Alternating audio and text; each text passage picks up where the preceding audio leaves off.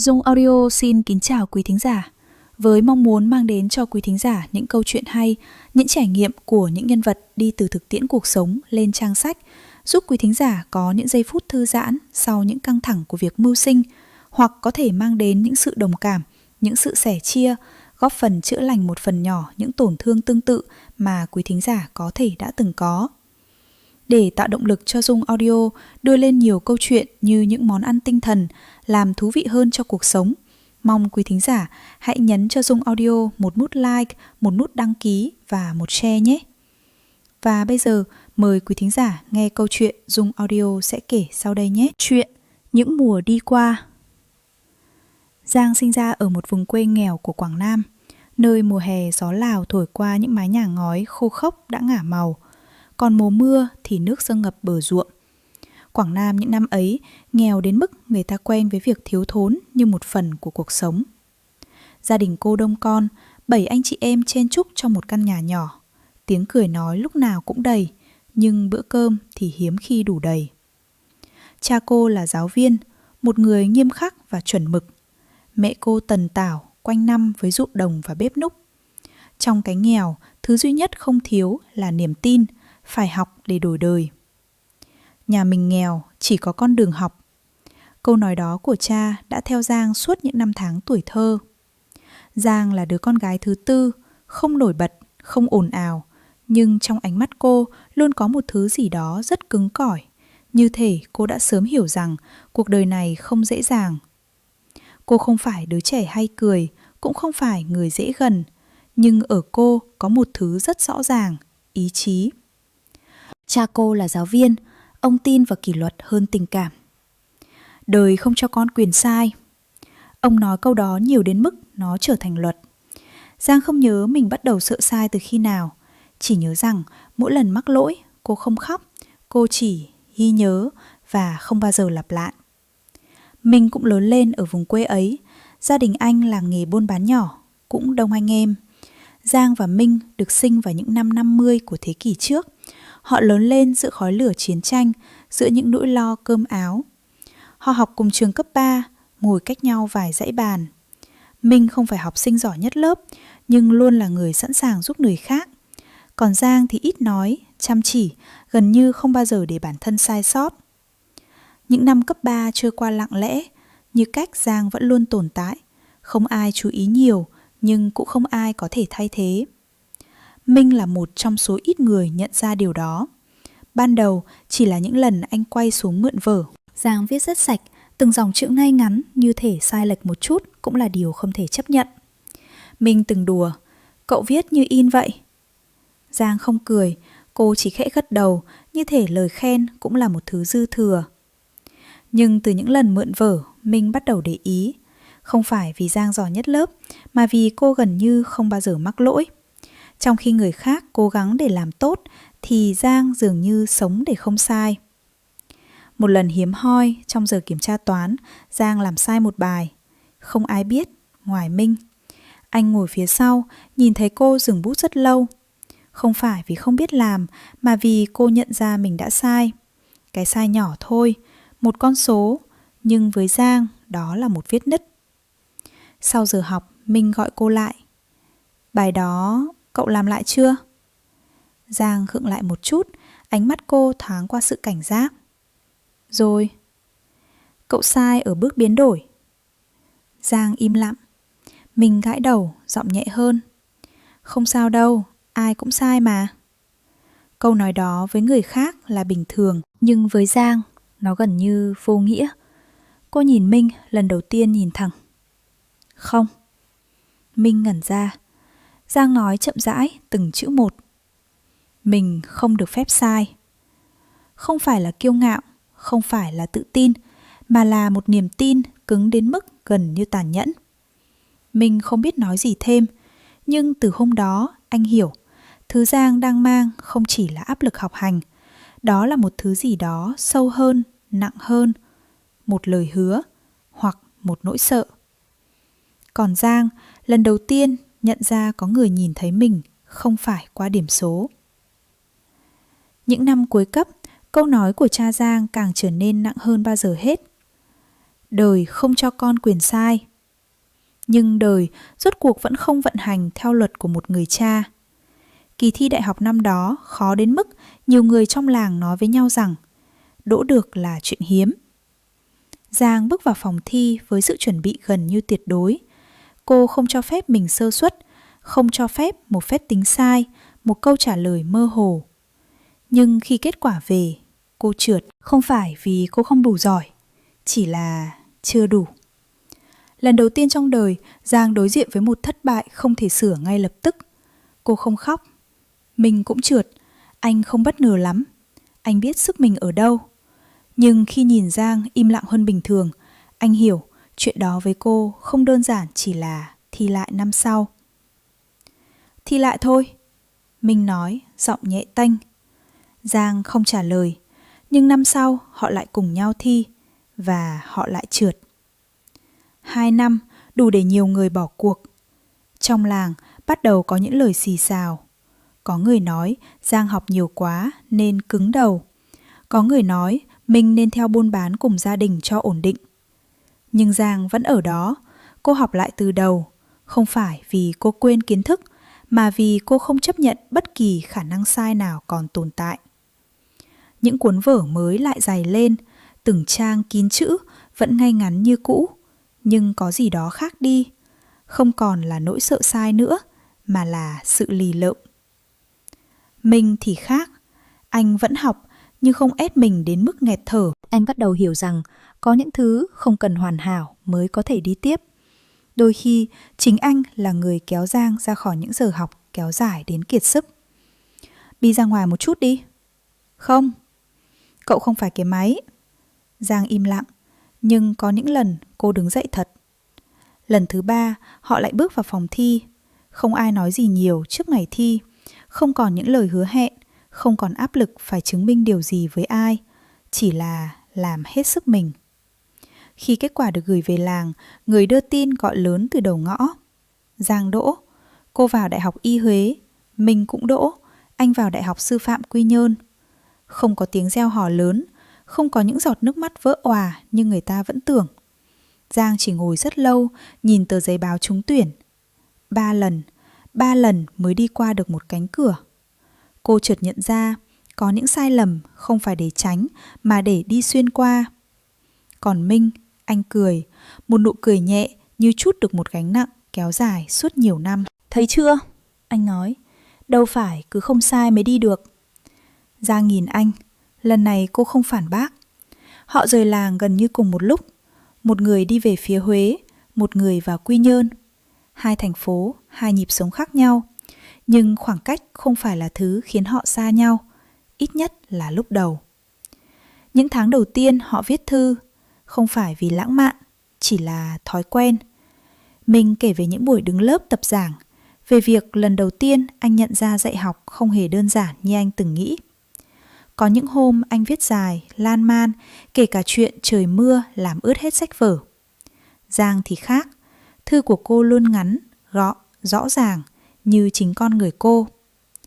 Học nhiều, khó, nhưng ổn. Thi giữa kỳ sắp tới. Đi thực tập bệnh viện, không được sai. Mình từng cầm những lá thư ấy, đọc đi đọc lại, rồi bật cười một mình. Anh viết lại, cậu có thể viết dài hơn một chút không? Phải mất đến 3 lá thư sau, Giang mới trả lời. Không quen, nhưng rồi dần dần những lá thư của cô bắt đầu có thêm vài dòng không liên quan đến việc học. Huế hay mưa? Ở đây yên tĩnh. Có hôm thấy mệt. Chỉ vậy thôi, nhưng với Minh đó là rất nhiều. Lần đầu họ gặp lại là vào một kỳ nghỉ Tết. Cả hai đều thay đổi. Minh cao hơn, dám nắng, nói nhiều hơn trước.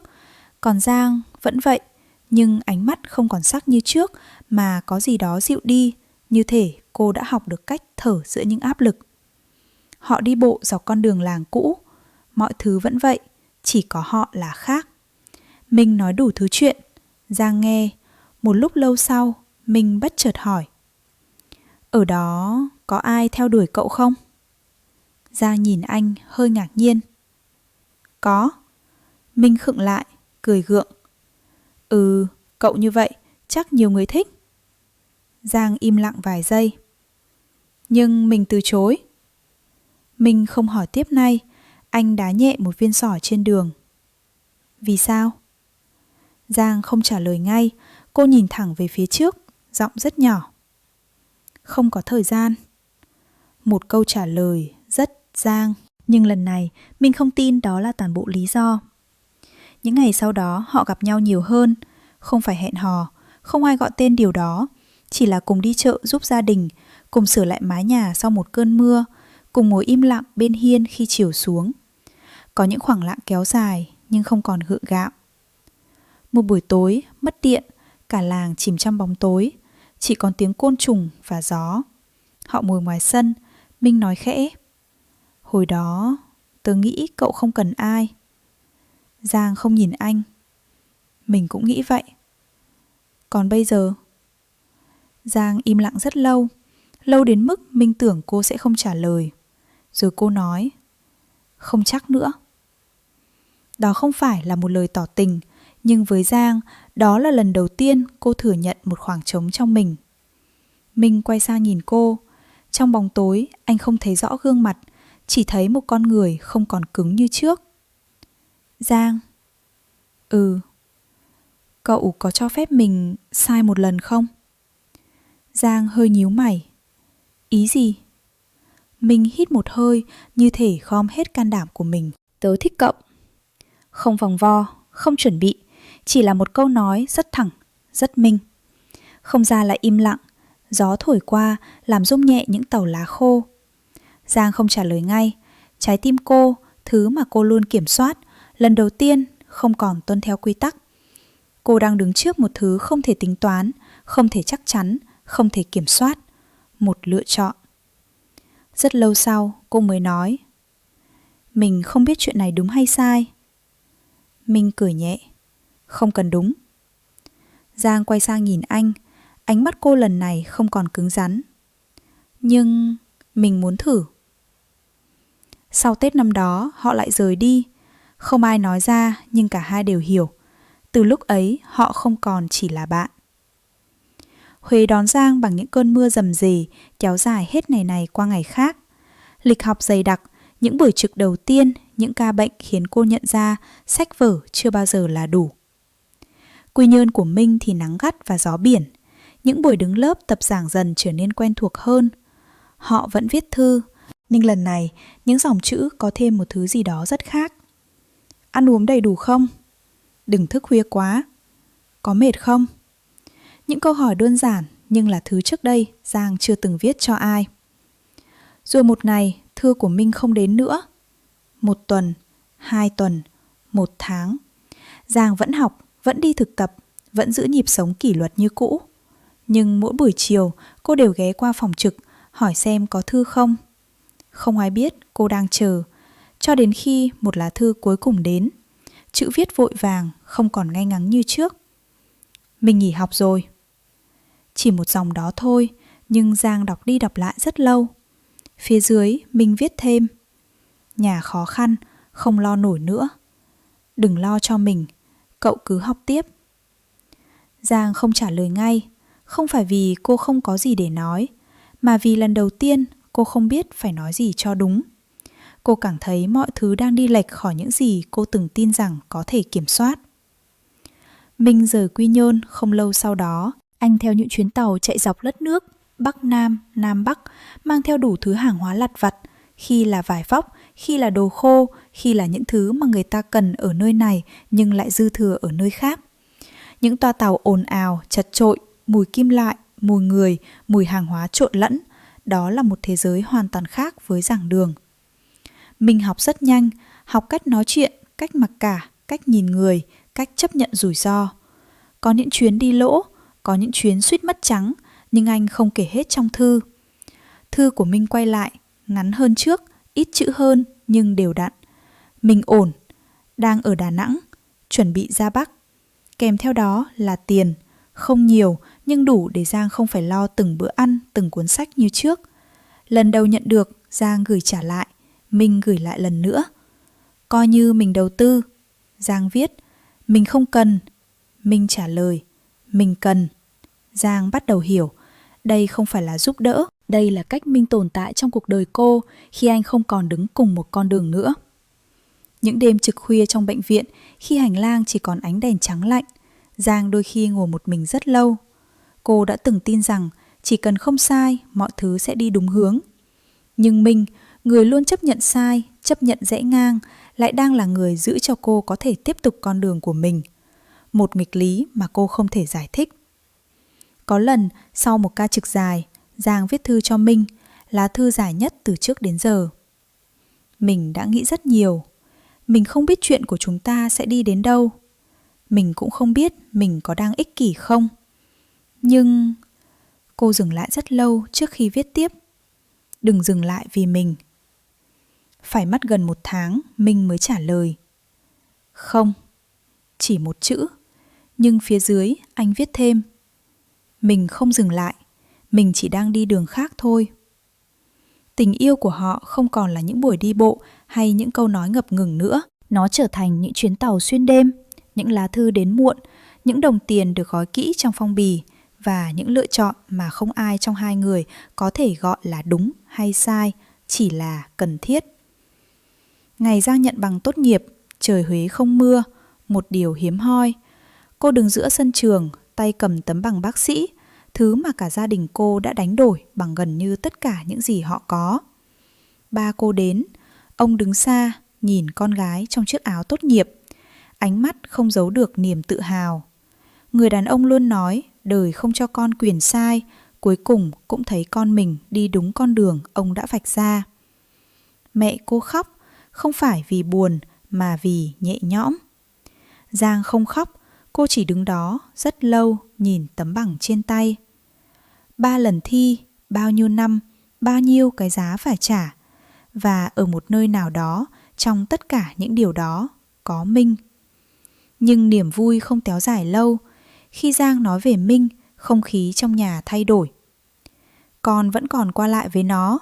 Ba cô hỏi, giọng trầm xuống. Dạ. Bây giờ nó làm gì? Giang im lặng một giây. Buôn bán. Một khoảng lặng nặng nề rơi xuống. Bỏ học, lang bạt, không nghề nghiệp ổn định. Ông nói chậm từng chữ rõ ràng. Con nghĩ nó xứng với con sao? Giang không trả lời ngay. Cô đã quen với những câu hỏi có đáp án đúng, sai. Nhưng câu hỏi này không có. Mẹ cô nói nhẹ hơn nhưng đau hơn. Con cực khổ học hành bao nhiêu năm, không phải để quay về với một người như vậy. Người ta sẽ nói gì? Giang ngẩng lên. Người ta không sống thay con.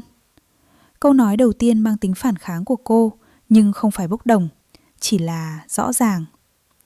Những ngày sau đó là những cuộc nói chuyện lặp đi lặp lại. Lý lẽ, áp lực, im lặng. Ba cô không quát mắng, ông chỉ nói. Đây là sai lầm lớn nhất trong đời con. Câu nói đó, từ chính người đã dạy cô không được phép sai, trở thành một thứ gần như định mệnh.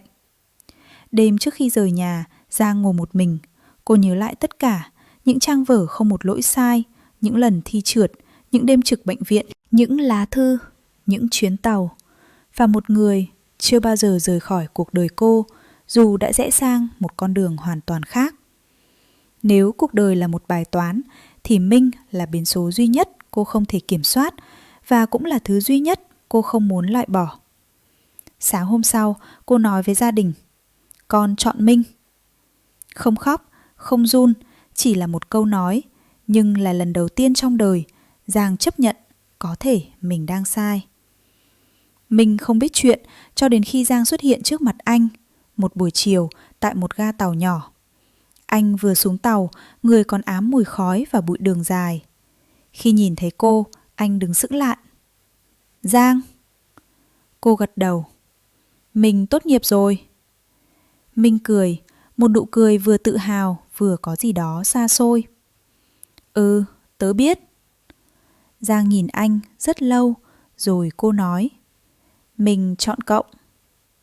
Minh không phản ứng ngay, như thể anh cần thời gian để hiểu câu nói đó. Gia đình cậu? Không đồng ý. Vậy mà cậu vẫn... Ừ. Gió từ đường tàu thổi qua, mang theo bụi và hơi nóng. Mình nhìn cô gái luôn sợ sai, luôn sống trong khuôn khổ. giờ lại đứng đây đưa ra một quyết định không có gì đảm bảo. Anh khẽ lắc đầu, cười rất nhẹ. Giang. Cậu sai thật rồi. Giang nhìn thẳng vào anh. Lần này cô không phủ nhận. Có thể. Một khoảng lặng, rồi cô nói thêm rất khẽ. Nhưng mình chọn. Đó không phải là một cái kết, chỉ là điểm bắt đầu của một cuộc đời khác, nơi đúng và sai không còn rõ ràng, chỉ còn lại những gì người ta sẵn sàng đánh đổi để giữ lấy. Họ rời quê vào một buổi sáng rất sớm. Không ai tiễn, chỉ có vài túi đồ gói vội, một ít tiền tích góp và một quyết định không thể quay lại. Thành phố phương Nam đón họ bằng cái nắng gắt và nhịp sống không chờ đợi bất kỳ ai. Ở đây không ai biết họ là ai và cũng không ai quan tâm. Giang mang theo tấm bằng bác sĩ, thứ từng là niềm tự hào của cả gia đình, đi gõ cửa hết bệnh viện này đến bệnh viện khác. Câu trả lời gần như giống nhau. Chưa có kinh nghiệm, chưa có suất, để lại hồ sơ, có nơi thậm chí không nhận. Tấm bằng của cô ở đây không còn đủ. Sau nhiều tuần, cuối cùng Giang xin được vào làm tại bệnh viện Chợ Rẫy. Không lương, chỉ là học việc. Công việc của cô bắt đầu từ những thứ nhỏ nhất. Phụ hồ sơ, theo bác sĩ đi buồng bệnh, đứng hàng giờ trong phòng mổ chỉ để quan sát. Không ai biết cô đã từng đứng đầu lớp. Ở đây cô chỉ là một người mới. Mình cũng bắt đầu lại, không còn những chuyến tàu dài, không còn những chuyến hàng may rủi. Anh chọn một thứ ổn định hơn, dù vất vả không kém. Một căn phòng trọ nhỏ, phía sau là một góc bếp tạm bợ. Anh bắt đầu chế biến thực phẩm, chả, nem, đồ ăn sơ chế, rồi giao cho các quán ăn trong khu vực. Ban đầu không ai tin, hàng bị trả lại. Có hôm làm cả đêm, sáng ra không bán được. Có hôm giao hàng xong mới biết quán đã lấy mối khác. Nhưng Minh không dừng, anh đã quen với việc bắt đầu lại từ con số 0. Cuộc sống của họ trôi qua trong mệt mỏi. Giang đi từ sáng sớm, về khi trời đã tối. Có những hôm trực xuyên đêm, Minh dậy từ khi trời chưa sáng, chuẩn bị hàng, rồi chạy xe giao khắp nơi. Có những ngày họ gần như không gặp nhau, chỉ để lại cho nhau một mẩu giấy trên bàn. Có cơm trong nồi, hôm nay về muộn, đừng đợi. Một buổi tối hiếm hoi, cả hai cùng ở nhà. Không có điện, căn phòng tối, nóng và chật. Họ ngồi im lặng một lúc lâu. Minh phá vỡ trước. Cậu có hối hận không? Giang không hỏi lại, cô hiểu câu hỏi đó. Mệt không? Minh hỏi thêm. Giang gật đầu. Mệt. Một câu trả lời rất thật. Minh cười nhẹ, nhưng trong mắt có gì đó nặng. Tớ cũng vậy. Một khoảng lặng. Không giống những khoảng lặng ngày xưa. Khoảng lặng này có áp lực. Giang lên tiếng. Hôm nay mình bị mắng. Minh nhìn cô. Vì sai? Cô nói thêm. Từ sai, thứ từng không tồn tại trong thế giới của cô, giờ trở thành một phần của mỗi ngày. Mình tưởng mình sẽ quen. Cô nói nhỏ. Nhưng không. Mình không an ủi ngay, anh chỉ hỏi. Cậu có bỏ không? Giang lắc đầu. Không. Không cần suy nghĩ. Minh gật đầu. Vậy là được rồi. Đêm đó họ ăn cơm nguội. Không ngon, không đủ, nhưng đủ để tiếp tục. Ở một góc nào đó của thành phố có hàng trăm người giống họ. Bắt đầu lại, vấp ngã, đi tiếp. Không ai đảm bảo điều gì, nhưng có một thứ đã thay đổi. Giang không còn là người không được phép sai nữa. Cô sai mỗi ngày và vẫn đứng dậy. Còn Minh, người luôn đi những con đường vòng, giờ đang cố gắng tạo ra một con đường thẳng, dù chậm.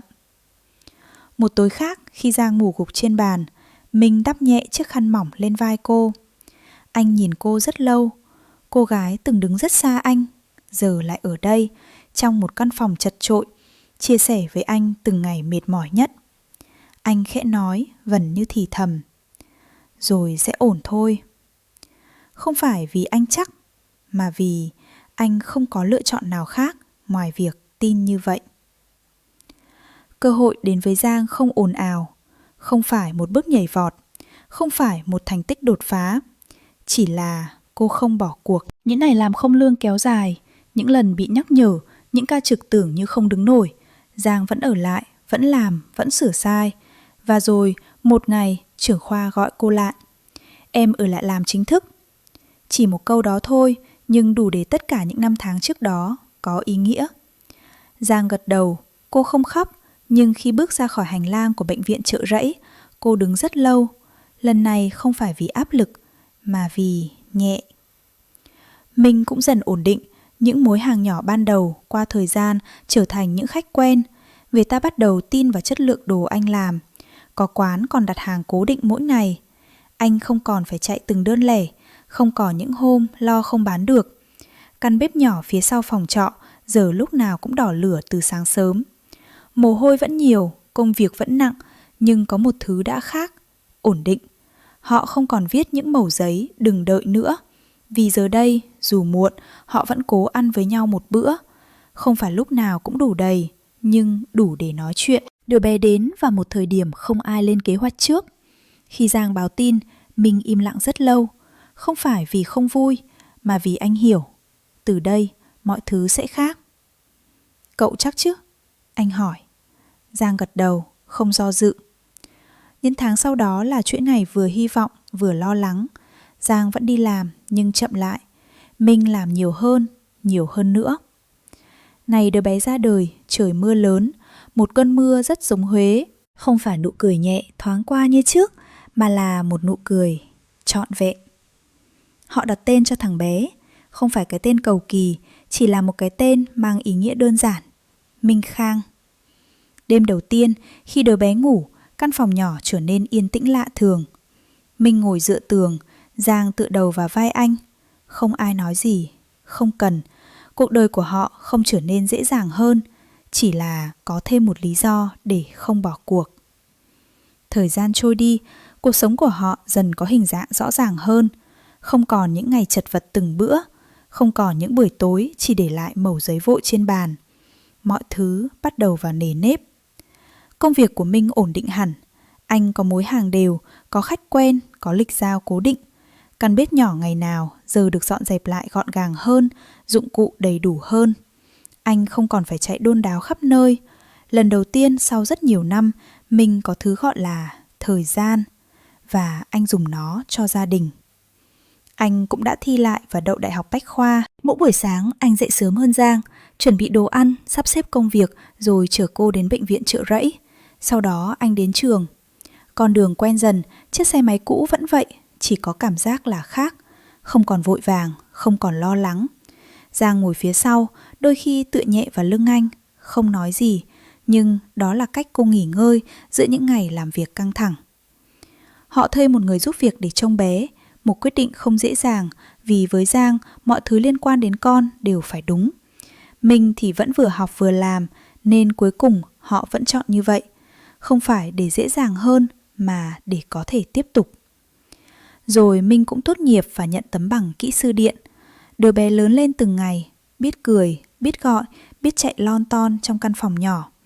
Mỗi lần Minh đi làm về, thằng bé chạy ra ôm chân anh, miệng gọi không rõ chữ.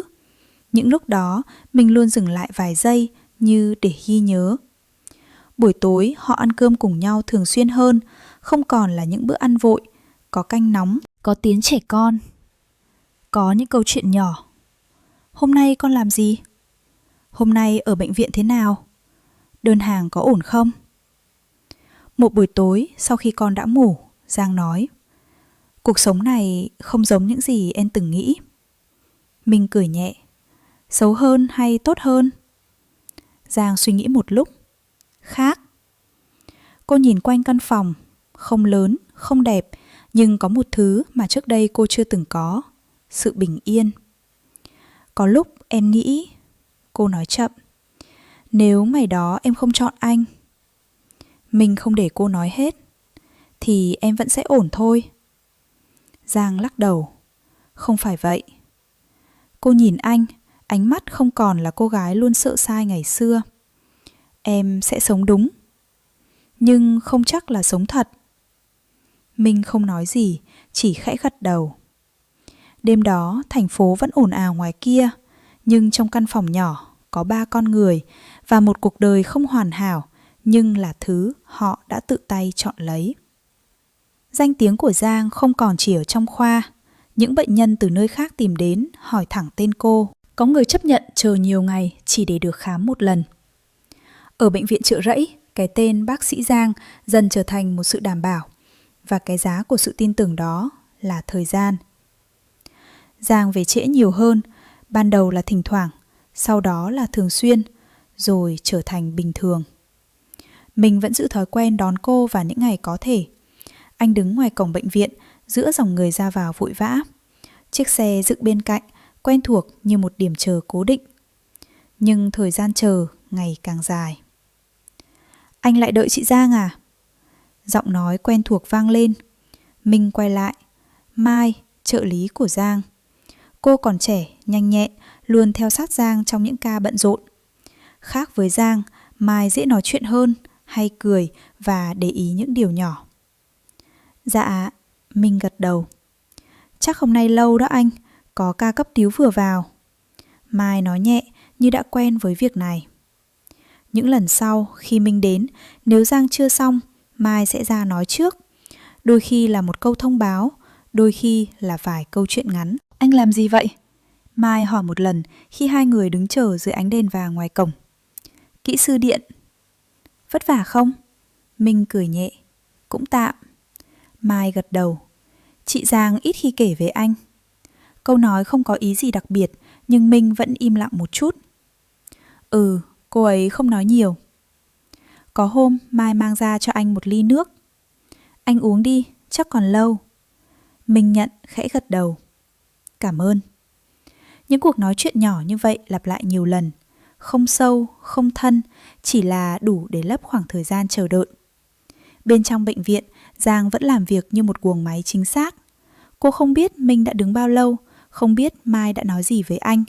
Không phải vì cô vô tâm, mà vì cô đang sống trong một nhịp khác, nhanh hơn, gấp hơn, không có chỗ cho những khoảng dừng. Một tối khi Giang bước ra, Minh vẫn đứng đó, Mai vừa rời đi trước đó vài phút. Xin lỗi, Giang nói quen thuộc, hôm nay đông bệnh nhân. Minh lắc đầu, không sao. Trên đường về Giang hỏi, hôm nay đợi lâu không? Minh trả lời đơn giản, bình thường. Anh không nhắc đến Mai, không nhắc đến những khoảng thời gian đứng nói chuyện, nhưng có những thay đổi không nằm ở lời nói. Một lần khác, Minh không đến. Giang bước ra cổng, nhìn quanh một chút, không thấy anh. Mai đứng bên cạnh hỏi, hôm nay anh Minh không tới hả chị? Giang khẽ gật, chắc bận. Mai nhìn cô một chút rồi nói nhẹ, anh ấy hay đợi lâu lắm đó chị. Giang không trả lời ngay. Cô biết, chỉ là biết khác với cảm nhận. Tối hôm đó khi về nhà, mình cũng vừa về tới. Xin lỗi, hôm nay công trình điện gặp sự cố, anh không đón em được. Anh nói trước. Giang đáp, một câu rất bình thường. Nhưng đêm đó khi nằm xuống, Giang chợt nhớ lại một điều nhỏ. Hôm nay, lần đầu tiên sau rất lâu, không có ai đứng đợi cô trước cổng bệnh viện. Mình vẫn đều đặn đưa Giang đi làm. Sáng nào cũng vậy, anh dậy sớm hơn cô, chuẩn bị xe, chuẩn bị đồ ăn sáng cho cả hai, rồi đưa cô qua những con đường quen thuộc của thành phố phương Nam. Dù Giang bận rộn, dù về trễ, mình luôn đứng đó, như một thói quen, như một điểm tựa. Nhưng Giang vẫn là Giang. Bên trong cô ấm áp, cô lo lắng cho bệnh nhân, nhẫn nại với những đồng nghiệp trẻ, quan tâm đến từng chi tiết nhỏ trong phòng bệnh. Bên ngoài cô lạnh lùng và nghiêm khắc. Người khác nhìn vào thấy một bác sĩ sắc sảo, cứng rắn. Không ai dám chen vào cuộc sống của cô, trừ những bệnh nhân tin tưởng. Mai thì khác hẳn. Cô dễ gần, hay cười và có khả năng nói chuyện với mọi người mà không cần tôn ti trật tự. Những câu chuyện của Mai đôi khi buông quơ. Hôm nay ăn gì? Hôm nay xe tắc. Hôm nay mèo nhà hàng xóm cào cây. Nhưng đối với Minh, chúng như một liều thuốc nhẹ nhàng. Khi anh đứng chở Giang bên ngoài phòng khám, Mai thường xuất hiện. Anh Minh, hôm nay chị Giang đông bệnh nhân lắm, có uống nước không? Có, cảm ơn. Anh trả lời nhẹ, nhưng trong lòng thoáng một chút dễ chịu. Rồi Mai bắt đầu kể một câu chuyện nhỏ, không liên quan đến bệnh viện. Hôm qua tôi gặp một bác bán xôi. Anh ấy nói là nấu xôi từ 3 giờ sáng. nghe mà mệt thay cho ông ấy luôn. Minh lắng nghe cười khẽ. Những câu chuyện đơn giản như vậy, không dạy bảo, không nghiêm túc, không nặng nề, khiến anh thấy bớt căng thẳng, bớt chờ đợi vô nghĩa. Nhưng khi Giang bước ra, tất cả lại trở về nhịp cũ. Xin lỗi, hôm nay đông. Giọng cô nhanh, dứt khoát. Không sao, Minh trả lời nhẹ nhàng như trước. Mai rút lui, mỉm cười. Anh và Giang im lặng lên xe, đi giữa thành phố sáng đèn, giữa dòng người vội vã. Minh bắt đầu nhận ra một điều, những câu chuyện nhỏ của Mai, mặc dù vô hại, lại trở thành khoảng lặng dễ chịu trước khi bước vào thế giới nghiêm khắc, lạnh lùng của Giang. Cô và anh vẫn cùng đi một con đường, nhưng khoảng cách giữa họ không còn chỉ là thời gian. Nó còn là nhịp điệu, cảm xúc. Và trong khoảnh khắc chờ đợi ấy, Minh thấy bình yên, dù biết trái tim vẫn thuộc về Giang. Sau nhiều năm chật vật, cuối cùng Minh và Giang cũng mua được một căn nhà nhỏ gần bệnh viện Chợ Rẫy. Căn nhà không lớn, nhưng đủ cho 3 người, Minh, Giang và bé trai. Phòng khách gọn gàng, bếp đủ dùng, 2 phòng ngủ và một góc nhỏ để Giang có thể chuẩn bị hồ sơ hoặc nghỉ ngơi sau những ca trực dài. Giang quyết định mở một phòng mạch ngay tại nhà. Sau giờ làm việc tại bệnh viện, cô tiếp bệnh nhân tại nhà, vừa giúp những người không tiện đến bệnh viện, vừa tăng thu nhập cho gia đình. Căn phòng nhỏ được sắp xếp ngăn nắp, vừa ấm cúng, vừa chuyên nghiệp, với một chiếc bàn khám, vài giá thuốc cơ bản và những hồ sơ được sắp xếp cẩn thận. Nhịp sống của họ dần đi vào trật tự mới. Giang làm việc tại bệnh viện vào ban ngày và khám bệnh tại phòng mạch sau giờ hành chính. Minh làm việc tại công ty thiết kế và lắp đặt thiết bị điện. Bé trai lớn lên, cười đùa trong căn nhà gần bệnh viện, làm không gian nhỏ trở nên sinh động. Những buổi tối, sau khi bé ngủ, Giang ngồi bên bàn khám, kiểm tra hồ sơ và chuẩn bị cho ca bệnh sáng hôm sau.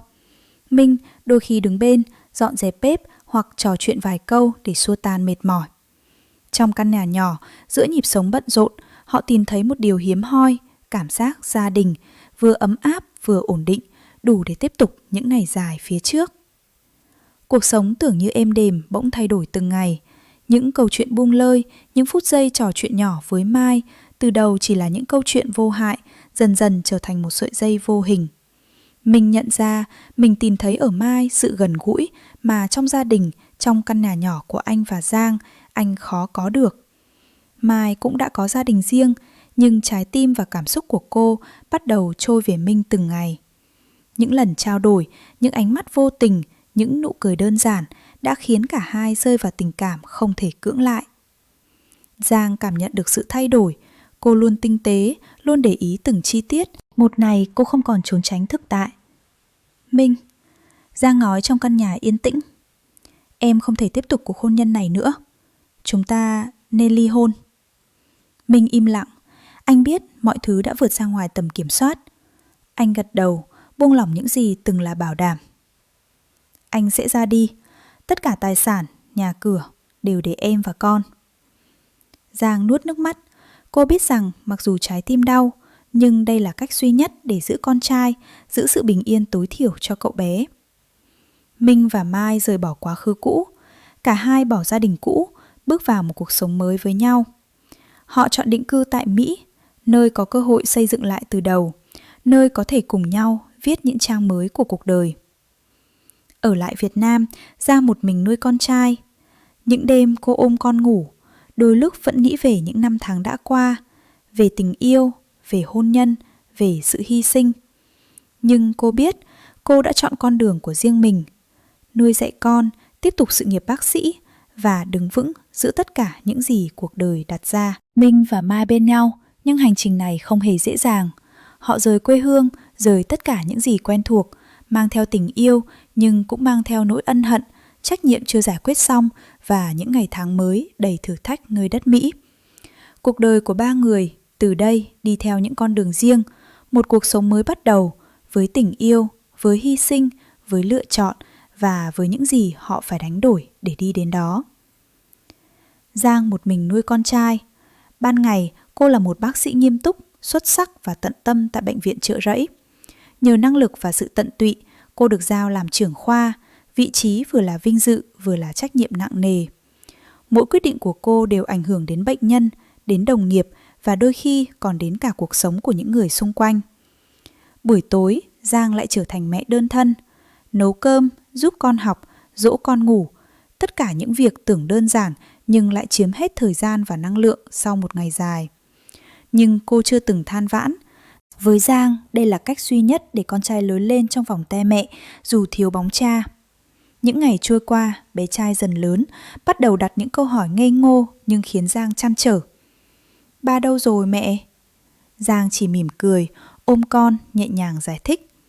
Ba đang ở xa, nhưng mẹ và con luôn có nhau. Nụ cười của cô là sự an ủi, là một lời hứa thầm, dù cuộc đời khó khăn, họ vẫn sẽ ổn.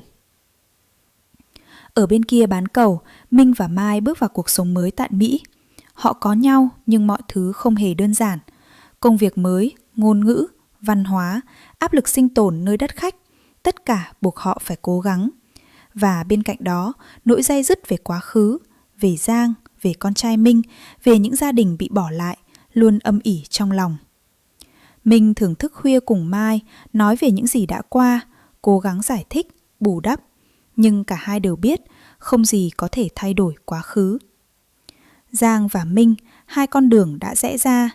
Một người ở lại Việt Nam, nuôi con và tiếp tục sự nghiệp, vừa mạnh mẽ, vừa kiên định. Một người ở xứ người, bên người tình mới, vừa hạnh phúc, vừa day dứt. Học cách sống với những quyết định và đánh đổi của mình. Cuộc sống của họ tuy khác nhau, nhưng đều mang một điểm chung. Mỗi người đều phải trưởng thành và chịu trách nhiệm cho lựa chọn của chính mình. Con trai Giang lớn lên ngoan ngoãn, học giỏi, thừa hưởng sự nghiêm khắc nhưng đầy tình thương từ mẹ. Những năm tháng trưởng thành, cậu bé luôn khiến Giang tự hào, điểm số tốt, lễ phép với mọi người và biết quan tâm đến mẹ. Khi cánh cửa trung học khép lại, Giang quyết định cho con trai đi du học tại Mỹ để mở ra cơ hội học tập tốt hơn. Ngày khởi hành chỉ còn vài ngày, mọi thứ đã sẵn sàng. Hành lý, visa, vé máy bay, những lời dặn dò kỹ càng. Nhưng bi kịch bất ngờ ập đến. Một tai nạn ngoài ý muốn cướp đi sinh mạng của con trai cô. Giang đứng lặng trước tai nạn, mọi thứ như đóng băng. Nhưng trong cô không một lời kêu than, không một tiếng khóc. Cô bình tĩnh, kiên cường, lo từng chi tiết để tang lễ diễn ra chu toàn. Từng bước, từng việc, từ chuẩn bị di ảnh, sắp xếp lễ tang đến đón nhận những lời chia buồn. Cô làm tất cả bằng đôi tay vững vàng và ánh mắt bình thản. Minh, người từng rời xa Giang để bắt đầu cuộc sống mới với Mai, bất ngờ trở về Việt Nam khi nghe tin. Anh đứng trong tang lễ, nhìn Giang sắp xếp mọi thứ với sự bình tĩnh đáng kinh ngạc. Anh bàng hoàng, anh không còn mạnh mẽ, và lần đầu tiên sau nhiều năm, Minh bật khóc. Những giọt nước mắt chứa đầy hối hận, đau đớn và cả sự nhận thức về những lựa chọn của mình trong quá khứ.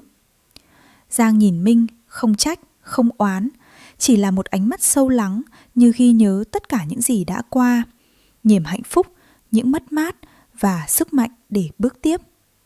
Trong khoảnh khắc ấy, tang lễ không chỉ là nỗi đau mất mát, nó là minh chứng cho lòng kiên cường, cho trách nhiệm của một người mẹ và cho những hậu quả không thể tránh khỏi của những quyết định đã đưa mọi người đến hôm nay. Từ sau cái ngày định mệnh ấy, mỗi năm đến ngày giỗ con trai, Minh lại trở về Việt Nam. Ban đầu chỉ là để tưởng nhớ cậu bé, một phần trách nhiệm, một phần day dứt không thể xóa nhòa. Nhưng rồi Minh nhận ra rằng anh cũng trở về để nhìn Giang. Anh nhìn thấy cô, một người phụ nữ luôn cứng rắn, luôn kiên cường trước người ngoài. Nhưng trong ánh mắt, trong từng cử chỉ khi không ai để ý, vẫn tràn đầy nỗi đau âm thầm. Mỗi lần gặp lại, Minh không nói nhiều, anh chỉ đứng cạnh, chia sẻ im lặng để Giang biết rằng anh vẫn ở đó, phần nào cảm nhận được sự cô đơn mà cô gánh chịu. Giang không cần lời an ủi, cô vẫn giữ phong thái bình tĩnh, vẫn lo liệu mọi thứ với sự chu toàn vốn có. Nhưng Minh biết, dù không nói, cô đau đớn sâu sắc, nỗi đau mất con không lời nào thay thế được. Những ngày đó, giữa hai con người đã từng yêu nhau, từng chia lìa, chỉ còn lại sự thấu hiểu âm thầm. Không phải tình yêu như xưa, nhưng là sự đồng cảm, sự kính trọng và đôi khi là những phút giây yên bình hiếm hoi. Mình hiểu rằng sức mạnh của Giang không phải là vô hạn. Dù bề ngoài cô cứng rắn, bên trong vẫn là một trái tim đang chịu đựng nỗi mất mát mà bất cứ ai cũng phải thấu cảm. Và mỗi lần rời đi, Minh ra về với một nỗi niềm vừa thương vừa day dứt, nhắc nhở anh về những lựa chọn, những quyết định đã đưa họ đến hoàn cảnh này, và về sự cô đơn mà Giang vẫn gánh chịu.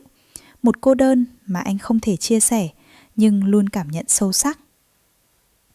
Những lần trở về sau này, Minh không chỉ dừng lại vài ngày. Anh ở lâu hơn, nhiều ngày hơn, như thể muốn tận hưởng từng khoảnh khắc được gần Giang, dù biết rằng quá khứ không thể quay lại. Anh vẫn ở căn nhà mà họ từng cùng nhau sinh sống, nơi lưu giữ bao kỷ niệm, giờ trở thành không gian để Minh và Giang gặp lại nhau một cách tự nhiên, không cần nói nhiều. Minh bắt đầu giúp Giang sửa sang nhà cửa, sàn nhà, tủ bếp, phòng ngủ, từng góc nhỏ được anh chăm chút, làm mới nhưng vẫn giữ nguyên cảm giác ấm cúng, quen thuộc. Thỉnh thoảng Minh còn vào bếp nấu những món ngon, món mà trước đây Giang từng thích hay món mà anh biết con trai cô từng mê. Mùi thức ăn thơm lừng, từng món nhỏ nhắc họ về quá khứ, về gia đình từng đầy ắp tiếng cười, nhưng không phải để gợi nhớ nỗi đau mà để làm dịu tâm hồn. Giang không phản đối, cô không từ chối sự giúp đỡ, không ngăn cản những cử chỉ quan tâm, nhưng cũng không chủ động mở lời hay bày tỏ tình cảm. Cô im lặng, kiên cường như trước, nhưng ánh mắt cô thỉnh thoảng lộ ra những khoảnh khắc dịu dàng, biết ơn. Có lẽ trong lòng cô, sự hiện diện của Minh là một điểm tựa, vừa quen thuộc, vừa an ủi, nhưng không phải là một sự trở lại hoàn toàn. Qua nhiều trải nghiệm, qua những mất mát, đau thương, Giang bắt đầu nhìn lại chính mình. Cô nhận ra rằng suốt cả cuộc đời cô đã sống quá nguyên tắc, quá theo khuôn khổ. Mọi thứ phải đúng, mọi hành động phải hoàn hảo, mọi cảm xúc phải được kiểm soát. Cô từng nghĩ rằng đó là cách để bảo vệ bản thân và giữ trật tự cho mọi thứ. Nhưng cô cũng nhận ra rằng chính lối sống ấy đôi khi đã khiến người bên cạnh cảm thấy ngột ngạt, xa cách và đôi khi làm tổn thương họ và cũng làm tổn thương chính cô. Những ngày bên Minh, những khoảnh khắc ở nhà cũ hay những hồi tưởng về quá khứ, tất cả đều khiến Giang chợt nhận ra cô có thể sống khác đi. Cô bắt đầu học cách nhẹ nhàng hơn với bản thân, bớt khắt khe với những sai sót nhỏ, bớt cứng nhắc với những chuẩn mực vô hình mà cô từng tự đặt ra. Cô bắt đầu bao dung hơn với người khác, hiểu rằng mỗi người đều có những lý do, những lựa chọn riêng và tha thứ không chỉ cho họ mà còn cho chính bản thân mình. Ngày qua ngày, Giang trở nên mềm mại hơn nhưng không đánh mất sự kiên cường. Sự thay đổi ấy không ồn ào, không lớn lao mà âm thầm thấm vào từng hành động. Cô cười nhiều hơn với đồng nghiệp, nhẹ nhàng hơn khi nhắc nhở, không còn áp lực phải hoàn hảo trong từng chi tiết nhỏ. Với Minh, Giang học cách chấp nhận quá khứ, không trách móc nhưng vẫn giữ sự tôn trọng và đồng cảm. Sự thay đổi ấy khiến cuộc sống của Giang nhẹ nhàng hơn. Cô vẫn giữ trách nhiệm, vẫn dẫn dắt khoa y, nhưng trái tim cô đã rộng mở hơn. Và trong khoảnh khắc im lặng, khi nhìn ra cửa sổ, Giang mỉm cười một mình, nhận ra rằng tha thứ, bao dung và sống nhẹ nhàng không làm cô yếu đi mà khiến cô trở nên tự do, bình yên và mạnh mẽ hơn bao giờ hết. Giang đến tuổi nghỉ hưu, nhưng đối với cô, nghề bác sĩ chưa bao giờ chỉ là một công việc. Cô vẫn được các bệnh viện tư nhân mời làm việc nhờ uy tín và kinh nghiệm dày dặn suốt nhiều năm. Nhưng lần này, Giang muốn tự chủ hơn, muốn xây dựng một không gian riêng nơi cô có thể khám chữa, đồng thời quản lý công việc theo cách của mình. Cô quyết định mở một phòng khám lớn hơn, hiện đại hơn, với đầy đủ trang thiết bị và đội ngũ y bác sĩ cộng sự. Minh, người đã từng rời đi nhưng luôn giữ một mối quan hệ đồng cảm và trân trọng với Giang, lại xuất hiện trong vai trò bất ngờ. Anh giúp cô hoàn tất các thủ tục giấy tờ, đăng ký kinh doanh, liên hệ nhà cung cấp và sắp xếp các chi tiết hành chính.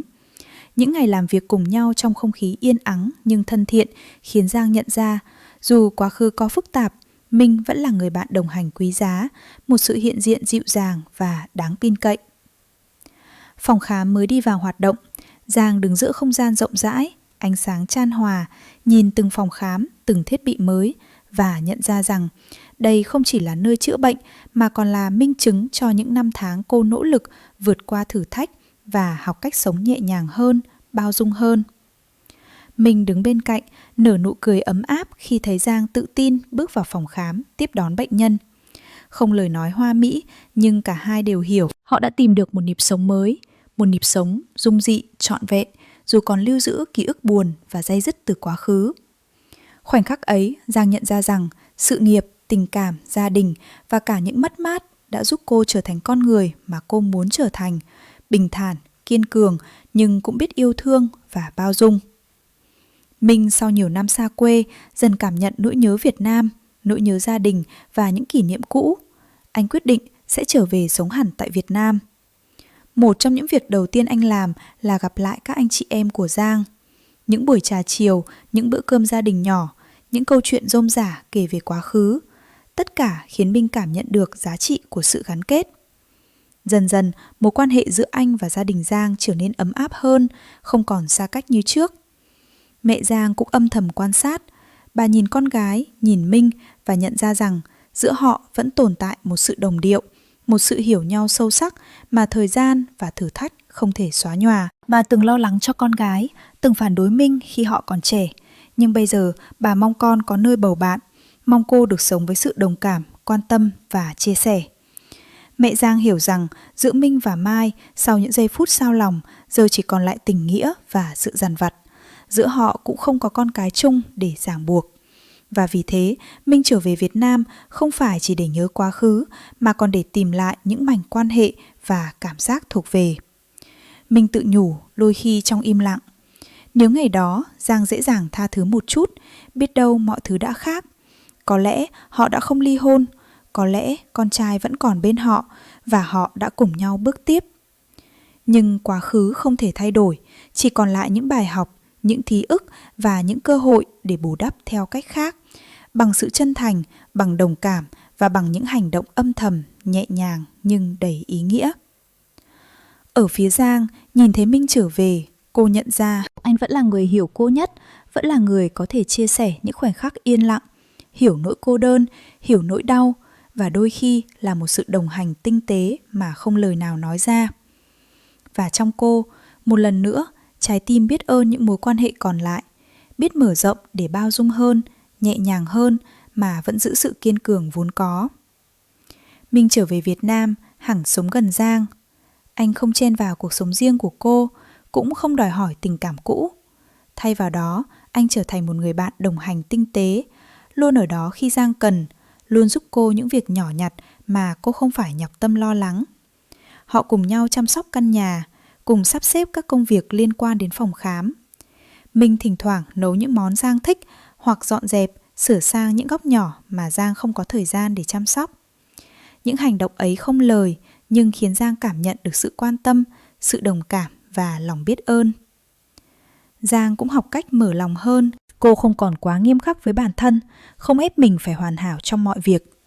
Cô cười nhiều hơn, nói chuyện thoải mái hơn với Minh và đôi khi chia sẻ những suy nghĩ, những kỷ niệm về con trai, về những năm tháng đã qua. Khoảng cách giữa họ không còn là tình yêu nồng nhiệt mà là một nhịp sống nhẹ nhàng, đồng điệu. Minh hiểu nỗi cô đơn, hiểu nỗi đau mà Giang đã gánh chịu suốt bao năm. Và chính sự thấu hiểu đó khiến mọi hành động của anh trở nên quý giá hơn bất kỳ lời nói nào. Dần dà, Giang nhận ra sự hiện diện của Minh, sự đồng hành nhẹ nhàng, quan tâm âm thầm đã làm cho cuộc sống cô bớt trống trải, bớt cô đơn. Cô học được rằng yêu thương không chỉ là nồng nhiệt hay chiếm hữu, mà đôi khi chỉ là sự thấu hiểu, đồng cảm và chia sẻ âm thầm, đủ để làm dịu đi những vết sẹo trong lòng. Và trong khoảnh khắc ấy, giữa công việc, những kỷ niệm và sự trưởng thành, Giang cảm nhận được bình yên thật sự. Bình yên không hoàn hảo, nhưng chân thực, đủ sức chữa lành những mất mát đã qua. Những ngày tháng trôi qua, nhịp sống của Giang và Minh trở nên đều đặn, giản dị nhưng đầy ấm áp. Sáng sớm, Giang đến phòng khám, tiếp đón bệnh nhân với nụ cười dịu dàng, tay nghề vững vàng. Minh thì lo việc sắp xếp hồ sơ, dọn dẹp phòng khám, đôi khi nấu một món ăn nhẹ cho cô hoặc chuẩn bị trà nước cho bệnh nhân. Những hành động ấy không lời nhưng mang theo sự quan tâm bền bỉ, khiến Giang cảm thấy an tâm, nhẹ nhõm. Chiều tối, họ cùng nhau đi dạo quanh khu phố hoặc ngồi trong sân nhà trò chuyện. Những câu chuyện đời thường, những kỷ niệm ngày xưa hay những trăn trở hiện tại được chia sẻ một cách bình thản. Không còn áp lực phải nói ra tất cả, không còn nỗi day dứt chất chứa, chỉ là sự thấu hiểu âm thầm nhưng sâu sắc. Những buổi tối yên tĩnh, Giang đứng nhìn ra cửa sổ, nghĩ về con trai đã khuất, nghĩ về những năm tháng cô từng cứng nhắc và nghiêm khắc với bản thân cũng như người khác. Giờ đây cô biết tha thứ cho quá khứ, bao dung với những thiếu sót của bản thân và biết tận hưởng từng khoảnh khắc bình yên mà cuộc đời còn lại trao tặng. Minh đứng bên cạnh, không lời nhưng ánh mắt anh đầy đồng cảm. Anh biết rằng những mất mát và hối hận không bao giờ biến mất hoàn toàn, nhưng chúng có thể được dịu lại bằng sự quan tâm, sự hiện diện và thấu hiểu. Trong khoảnh khắc ấy, quá khứ không còn nặng nề, hối tiếc không còn ám ảnh và nỗi đau được dịu lại. Chỉ còn lại sự bình thản, sự đồng cảm và sức sống bền bỉ của hai con người đã trải qua bao thăng trầm. Giang và Minh đứng bên nhau, lặng im nhưng trọn vẹn, nhìn ra khoảng sân nhỏ mà họ cùng gìn giữ. Cuộc đời có thể đầy những mất mát, nhưng nếu biết bao dung, biết tha thứ, biết trân trọng những điều còn lại, thì bình yên vẫn có thể đến, nhẹ nhàng, sống động và đẹp đẽ đến từng khoảnh khắc. Cảm ơn quý thính giả đã nghe câu chuyện Dung Audio vừa kể. Nếu quý thính giả chưa nhấn nút đăng ký, nút like, nút share, hãy nhấn dùm Dung Audio nhé. Xin cảm ơn.